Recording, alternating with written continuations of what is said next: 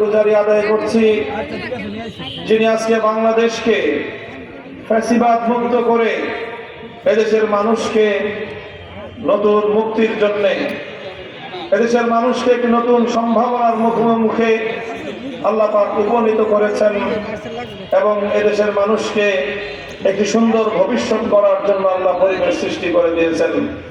আল্লাহুম্মা লাকাল হামদু ওয়া লাকাশ শুকর।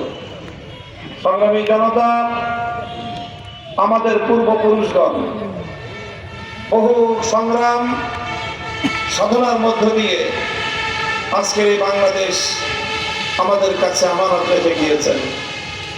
190 বছরের আধিপত্যবাদ বিরোধী স্বাধীনতা আন্দোলনের মধ্য দিয়ে ব্রিটিশকে দেশ থেকে বিতাড়িত করা হয়েছিল। আমরা ব্রিটিশের চাতাকল থেকে মুক্ত হয়েছি।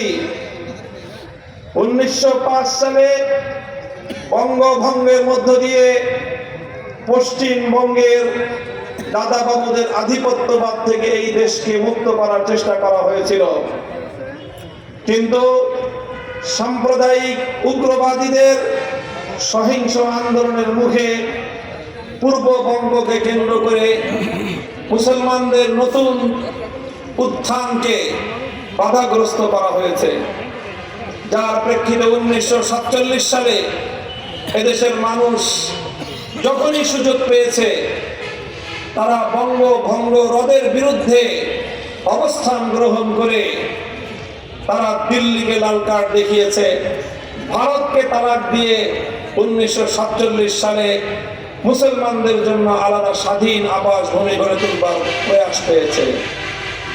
1947 সালে এই দেশ যখন মুক্ত হয়, পশ্চিম পাকিস্তানি খান পাঠানরা, মোহাম্মদ আলী জিন্নারা এদেশের মানুষের সঙ্গে প্রতিশ্রুতি দিয়েছিল যে আল্লাহর আইন বাস্তবায়ন হবে, ইসলামী শাসন কায়েম হবে, নিজামী ইসলামের ভিত্তিতে শাসনতন্ত্র পরিচালিত হবে।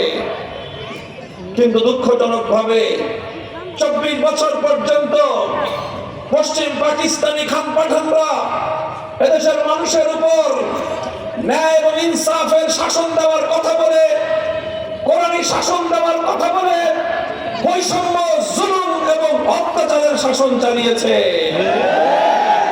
যার প্রেক্ষিতে